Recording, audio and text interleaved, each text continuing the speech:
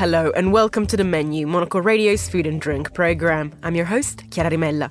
Coming up, we find out about one chef's favourite way to eat Italian cuisine by cooking with vegetables. Writing a book, you have to think about what the chapters are, and I put the chapters as different vegetables. So we've got aubergines, we've got squash, we've got asparagus, we've got tomatoes. And when you start thinking about those particular ingredients, everything starts to flow. Also on the programme, our Copenhagen correspondent heads to one of the city's most anticipated reopenings, Alouette. We had a very beautiful shell in our old space. We loved it so much, but we got to this point where we weren't growing anymore. We were growing as people, but we felt the pressure of the walls. Plus, we sit down with a London restaurateur to find out what it takes to be a success in the hospitality industry. All that here in The Menu on Monocle Radio.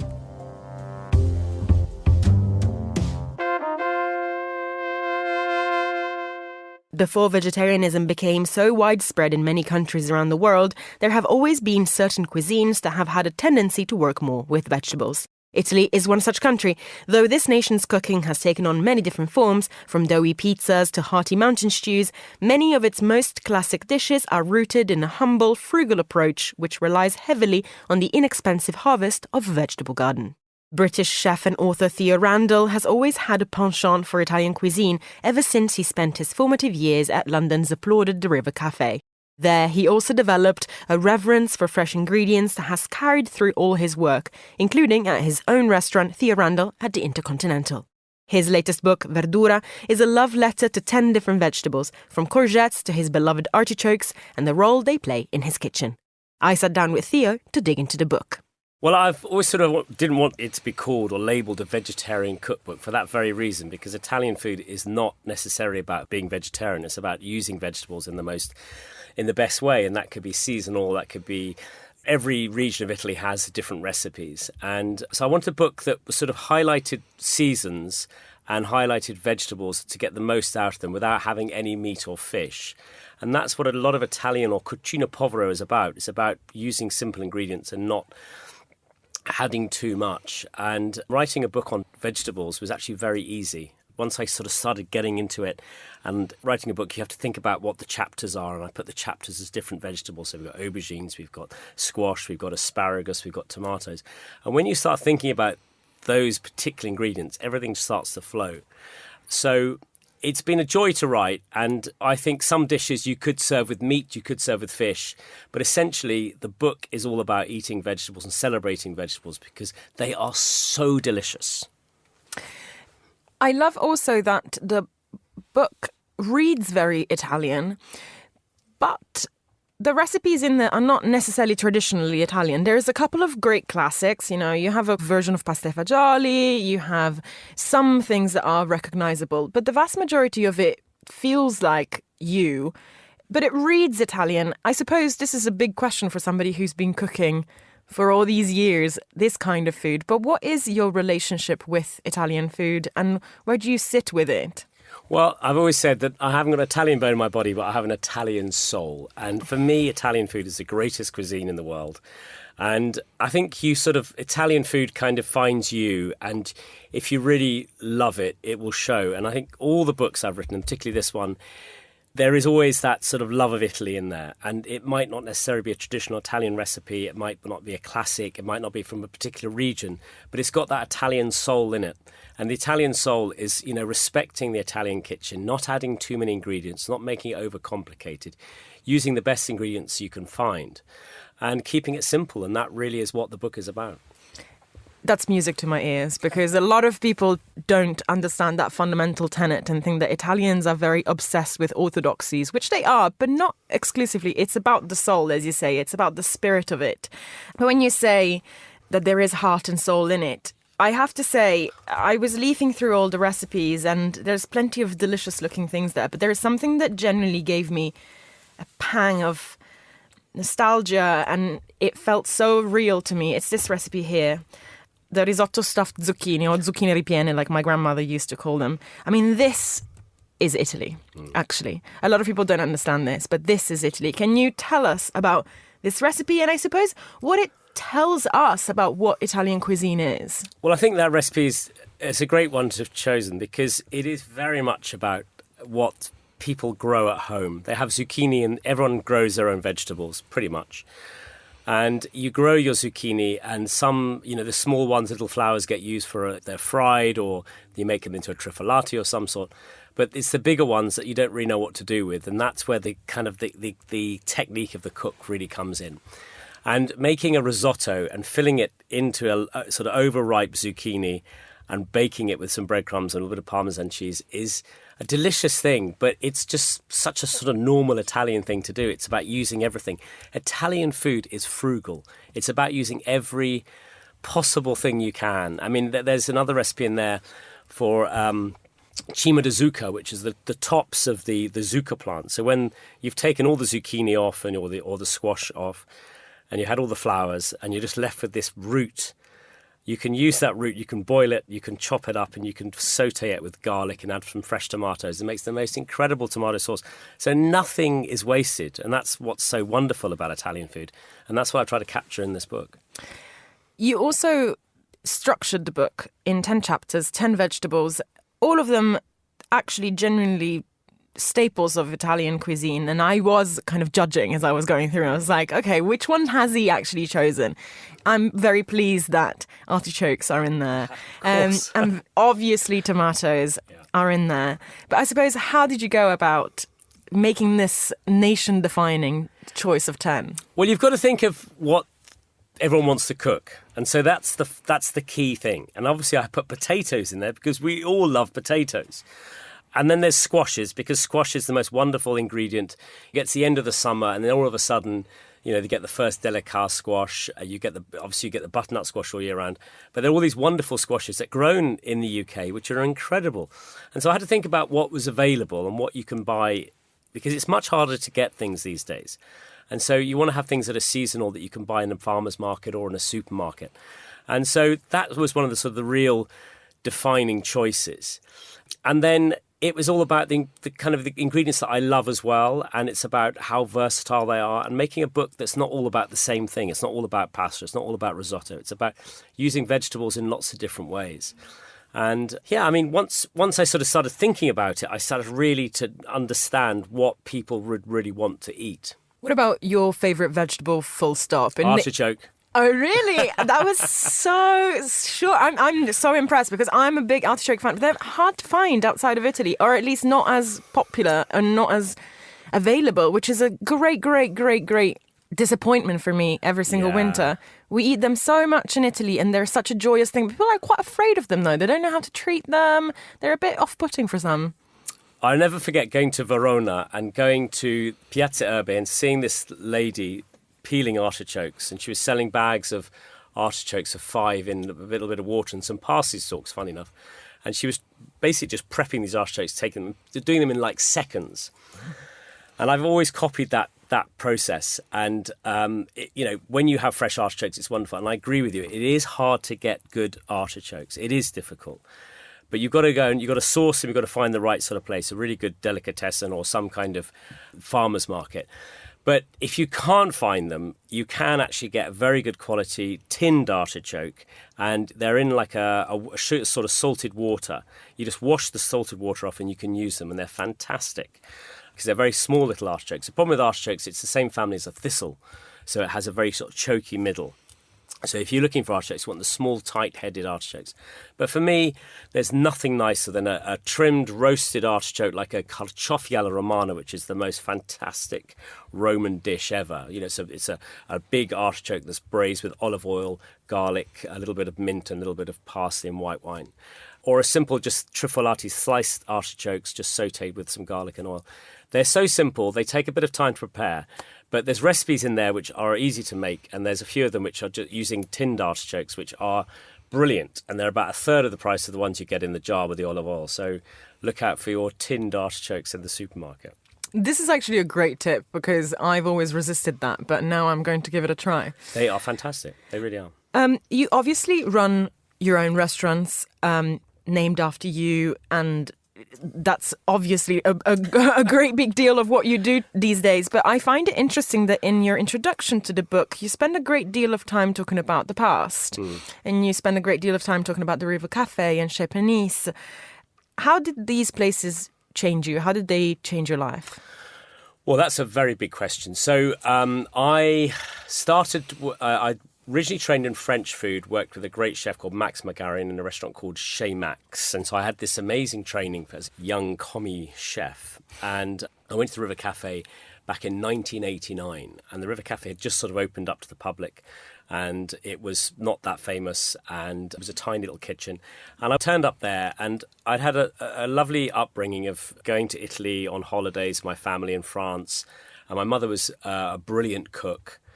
And we'd gone on these wonderful holidays. And so Italian food, French food, Provençal food was definitely something that I loved. And my mother was, as I said, was a great cook. And she was a frugal cook as well. She was Scottish. And so she used to cook everything that she could get sort of that was in season, which was lovely. And then I went to River Cafe and I just thought, wow, this is like a home. It's fantastic. It's just the right place. I love Rose and Ruth, still do. You know, it was one of those wonderful experiences. And I then went off to Chez Panisse for a sabbatical, had an amazing time there. That's where vegetables really, I was like, that there in around the Bay Area, the Napa Valley, is just an abundance of seasonal vegetables. It's wonderful, and they cook so much with them. And then I stayed at the River Cafe, and here I am. I opened the restaurant in 2006 in Mayfair, and I've opened another restaurant since. And the River Cafe was a huge part of my upbringing, really. I felt like sort of growing places, and I definitely did. And the whole idea of seasonal ingredients and vegetables and meat and fish and all that kind of everyday cooking was very much part of that. So the Italian kitchen has sort of come through. Theo Randall there, speaking to me in the studio at Midori House. This is the menu. Next on the programme, we head to Copenhagen. The Danish capital has dozens of restaurants that are making their mark on the world stage. Some have by now become classics of fine dining lists. Others keep evolving, changing, and sometimes taking their time to close their doors and reinvent themselves to keep as relevant as ever.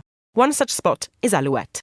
First founded in 2018 by chef Nick Curtin, the restaurant used to be set in an unlikely location above a carpenter's workhouse on the island of Amager, and to many it was a hidden gem. Alouette spent 5 years at the helm of the city's gastronomic scene, appearing in travel guides, on critics' choice lists, and notably earned itself a Michelin star shortly after opening. Alouette eventually shuttered its doors in December 2023, much to the dismay of locals and gastro-tourists alike. But that's because Curtin and his wife Camilla Hansen sought to create Alouette 2.0. With the help of celebrated architect David Tolstrup, the restaurant has now reopened in a new, still quite hidden location, but this time right in the city centre. Monocle's Copenhagen correspondent Michael Booth went along to meet the Danish-American couple to find out more about their vision for their refreshed space. He began with a tour of the new venue with Camilla. We're at Kronprinsessegade at the heart of Copenhagen, right by the King's Garden, where we're about to reopen Alouette. You guys, you like your hidden spaces that the diner has to come and kind of unearth and discover, right? We've always really gravitated towards those slightly hidden spaces and having those kind of little secrets and little journeys. That's really what it comes down to for us, is taking the guests on a journey with us. We always greet the guest out on the street by first name if we can. And then we open up the doors. We want to welcome them as if we were to welcome them into our house. Now we're in the garden. The first time we came out here to see the building, it was just a parking lot with beat asphalt. And we said, that's not what Kronprinsessegade, what this whole street is about. It's about cobblestones. It's about these hidden spaces. So everything has been torn up. You're kidding. These cobblestones, you've laid them down? Everything is a new addition. You're joking. They look like they've been here for 2 centuries. Wow, and there's rosemary growing already, and sage and mint. We have our magnolia tree. Instead of ginger, we use magnolia. Nick uses magnolia in the cooking. So what we have tried with this space is really to remedy a lot of the things we did wrong the first go around with Alouette. And one of the big things was acoustics for us. So in here, we're going to have these big foam panels in the ceiling wrapped in a hand-woven hessian. I'm so happy to hear that. It's one of my major bugbears about restaurants. Maybe it's because I'm getting old, but if you have to shout for 2 hours, it's unbearable. You get so tired. So when we come up the stairs, so as a guest you would be led in directly into the restaurant. What we found when we came out here and what we've worked with the architect on, David Tulstrup has been doing an amazing job on the design. Who also, we should say, did Noma version 2. Yeah, exactly. He did Noma, he did Ikoyi. He's done a lot of really beautiful, high-profile restaurants. We were really nervous to work with him because, you never really know. He's this big deal architect. And we just felt so seen by him. Alouette is it's not about a formula. It's not about planning every bit of a meal or scripting every bit of a meal before the guest comes in. Alouette is about connection, and it's about anticipation and also modifying the experience to every person, because every person that comes through our doors is different. And tell me a little bit about the furniture and the materials that David's used. So all the walls are this very beautiful sandy spackle, and you almost want to touch the walls. Every bit of furniture is made with smoked oak by a company in Germany called E15, designed by David. And then we have our beautiful maroon kitchen. It's Swedish granite and then black steel. There's an open kitchen. Yes. With a back kitchen as well, I guess? With a back kitchen where we hide, the oven. The ugly stuff. The ugly stainless steel stuff. Yeah. You can see everything that goes on as a guest, because every single chef that's working here is facing with their side out towards the dining room. And they're going to be really happy chefs, right? Because an important element of what you do at Alouette is the human sustainability. So tell me about your working week here. They do Thursday, Friday, Saturday as service days. 3 days? You're open just 3 days of the week? Just 3 days a week. For lunch and dinner, or? Just dinner. We wanted to make sure that we could keep just one team and have them work at humane hours. So we keep everyone at 40 hours a week. How many covers do you have? We do 38, split in 2 seats. Can I ask, how does that work financially? You're not extravagantly expensive. There are far more expensive restaurants in Copenhagen. It comes down to the 2 seatings. On a good night, we have a private dining room in the basement, so we'll probably be doing around 80. And then also it comes down to capital efficiency, right? Like, we find that people spend the most on Thursday, Friday, Saturday, so those are the days we're open. We're not open on a Monday, Tuesday, and then we're slow. We decided we're just going to be open on the days where we're going to be busy and where the spends are the highest. So with this new space, we're dreaming big. Like, it's a big project, much bigger than we ever thought it would be. After Camilla had finished showing me around the dining room, she took me to meet her partner in the restaurant and her husband, Chef Nick Curtin. I asked Nick, first of all, why they'd moved premises, and he came up with a very chefy analogy. I talk a lot about a lobster, right? Like, at some point, a lobster reaches this point in its life where it is under intense stress because it has continued to grow and it's about to burst out of its shell, and that's the moment that it experiences the most intensity in its life, and then it bursts out and it finds a new shell. We had a very beautiful shell in our old space. We loved it so much, but we got to this point where we weren't growing anymore. We were growing as people, but we felt the pressure of the walls. Is that simply in terms of covers?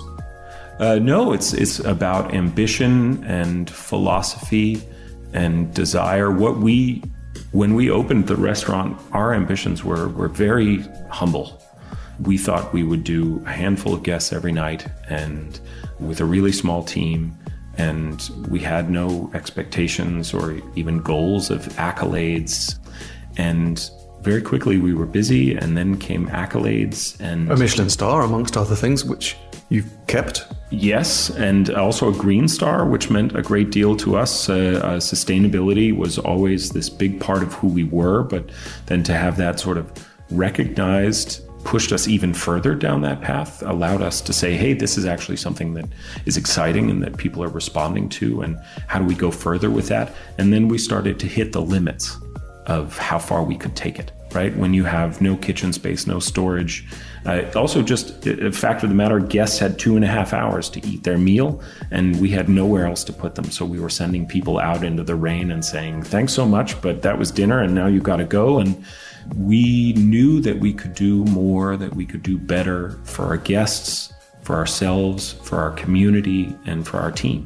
One significant change is the structure of the menu and a whole new kind of system for the kitchen brigade that you've come up with. We've been working on creating sort of a different management style or management structure other than the brigade system, which has really defined restaurants for the last 100 years and really hasn't been reinvented. And you call it the plot system. The plot system, yeah. It's a sort of double meaning. It's both we're looking at plots of land, sort of this very zoomed in terroir, but also these sort of narrative plots. We're telling the story of Danish agriculture. And people get to experience these sort of mini menus that really describe a sense of place. And each mini menu is created by a small team that works kind of autonomously, is that right?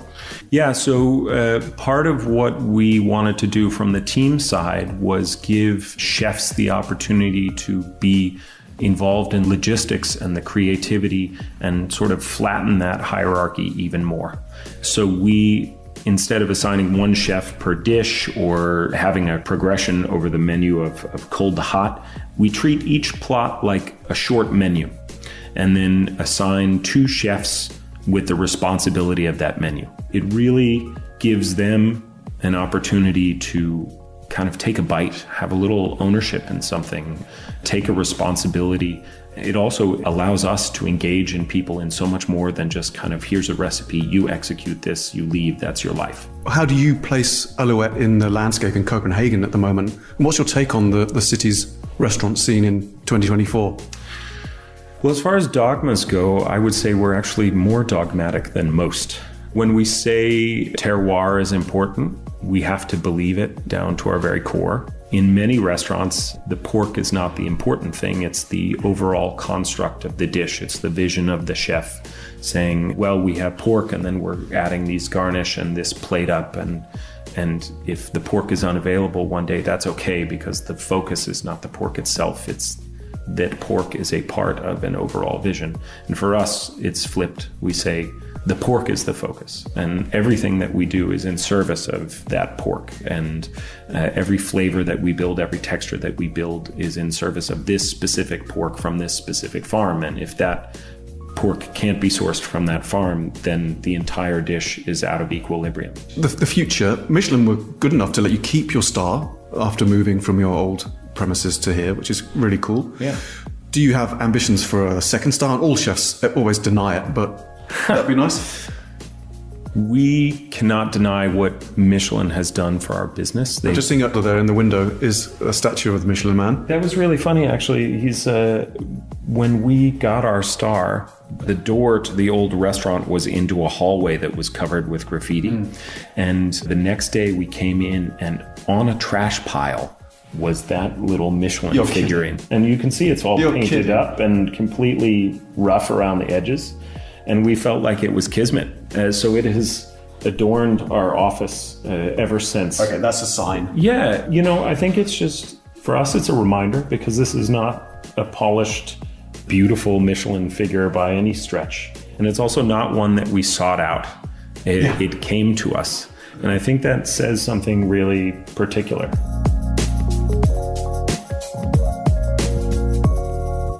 Thanks, Michael. You're listening to The Menu. Now it's time for the week's top food and drink headlines. Here is Monocle's Monica Lillis. According to new analysis from the UK's Companies House, the past year has been booming for large vineyards in England, which have seen an increase in revenue of up to 15%. The English wine industry's output experienced a significant boost last year by 77%, equivalent to 21.6 million bottles. This surge is being attributed to improved growing conditions in the UK as a result of climate change. The rise in global temperatures, however, has caused damage to crop yields in other traditional winemaking countries like France, Italy and Spain. This week, coffee giant Nespresso announced the launch of its first non-coffee range of products, Nespresso Bloom. The line features raw honey and a syrup named Coffee Blossom Honey that is harvested from the same plants as its beans. With the products being a result of sustainable coffee farming practices, the brand aims to highlight its commitment to regenerative agriculture and natural pollination of coffee plants.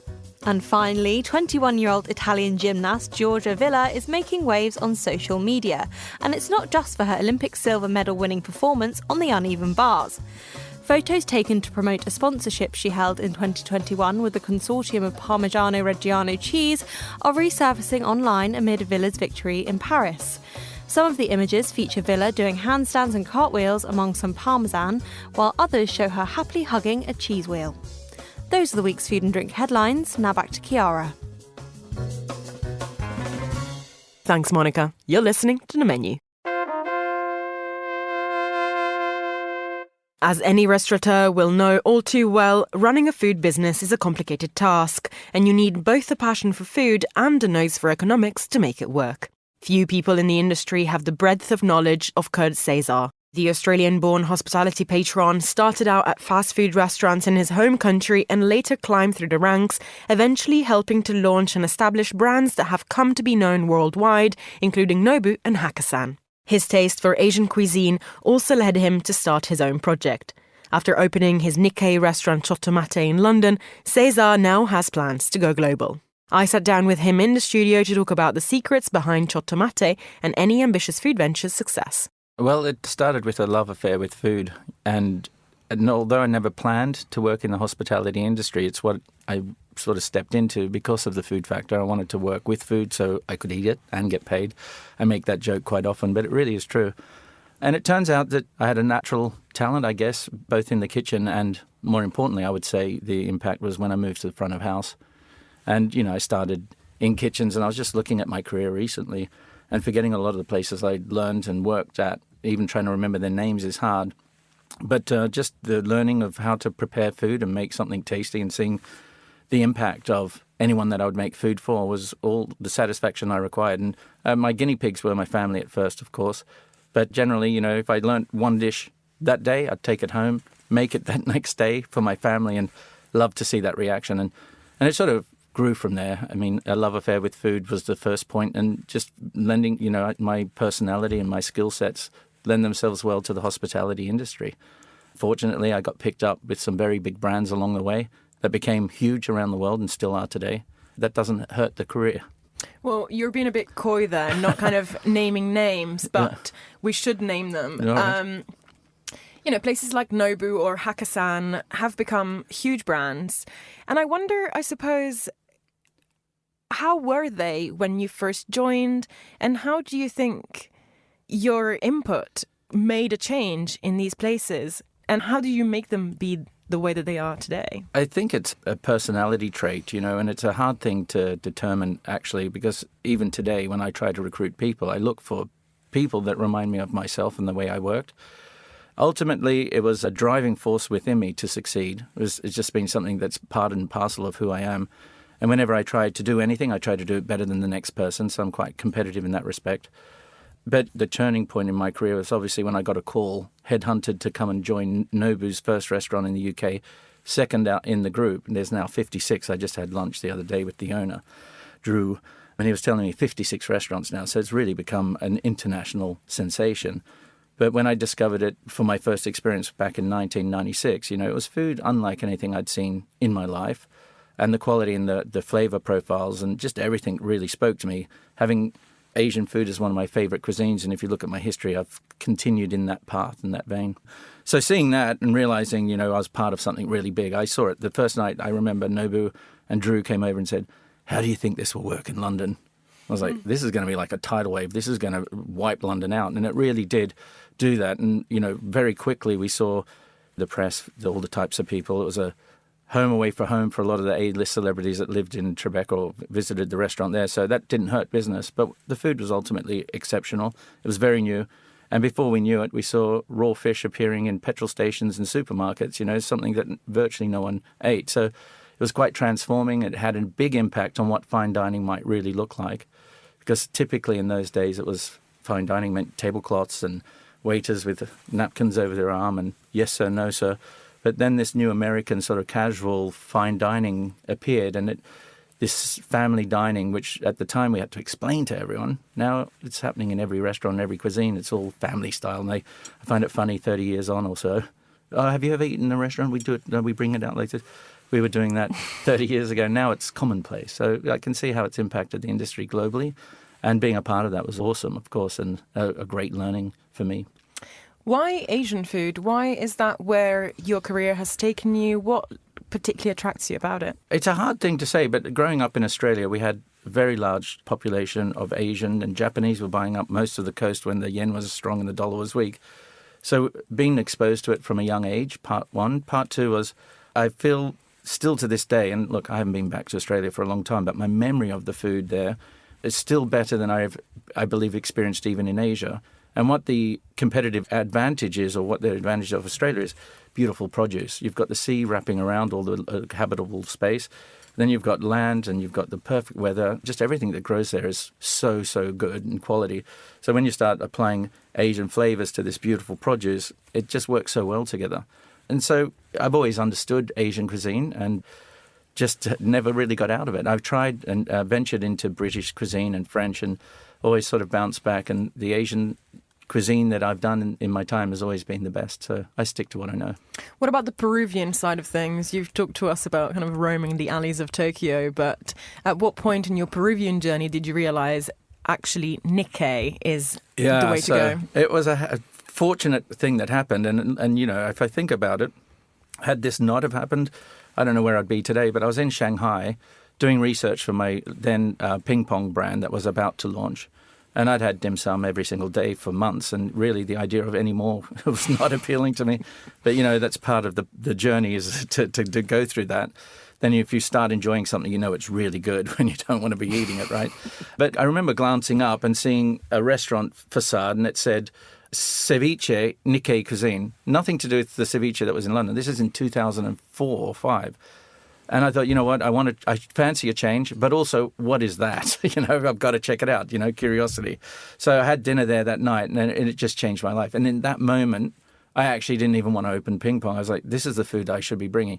It was fresh, it was exciting, it had spice, it had all the flavor profiles happening in my mouth at one time. And then I realized, this is something that I need to bring to the world and bring to London, because I can tell you, no one had heard of Nikkei, at least no one I knew, and I know a lot of people in this industry, had ever heard of Nikkei. And that's what excited me. Something that has been around for 100 years, kind of undiscovered, and stupidly tasty and fresh and healthy. And I love all those factors. I find it really interesting because obviously earlier on you were talking about how you have done your fair bit of cooking, but then it's front of house that really captivated you. And in the spirit of this idea of kind of the human touch, there's a sense that the restaurateurs are the kind of the business people in the room, and that the chefs are the ones who have the passion and who have the artistry. But there's actually a lot more human contact to someone who works front of house, to someone who has to interact with clients and deal with the reality of running a restaurant. So what is it that actually attracted you to front of house to begin with? And what do you think makes a great restaurateur? Yeah, well, so I think to answer the first part, why move to the front of house, if I had my way, I would have stayed in the kitchen. Certainly, I miss the kitchen. I spend a lot of time, and all the menu development I do is done myself and my executive chef. We do everything together. So I don't completely evade the kitchen, but I'm not in there as much as I would like. Firstly, in my day, you have to go back, I was in late 80s. There were no celebrity chefs to speak of, and no one knew that could be something in the future. So I was thinking purely financially and thinking about the future. I knew I had to get to the front of house, because trying to run a business or trying to build my own business from the kitchen, I felt was a more difficult path to take. And I hadn't seen many people doing that. And it was all about the restaurateur. And it's shifted now. Now the chef is the star of the show, and the restaurateur has become more of a relic, right? There are still those out there that are doing it, but everything's more chef-driven, because what we've seen change on TV alone is more and more chef cooking programs where it's all about the chef, it's all about the food. But, you know, a restaurant doesn't run from the kitchen. It's why they come, but there are so many more elements. And having the human touch and the ability to rally people together, to motivate, I just fortunately have that ability to create great teams and to be able to deliver exceptional experiences. Kurt Zdesar there, speaking to me at Midori House. And that's all for this edition of The Menu. Remember that we are back with a new episode again on Friday at 2000 London time. That's at midday in San Francisco. Also, don't forget to tune into our spin-off show, Food Neighborhoods, for a tour of some of the world's tastiest destinations. I am Chiara Rimella. This programme was produced by Monica Lillis and our sound engineers were Mariella Bevan and Flint Simons. Thanks for listening and until next week.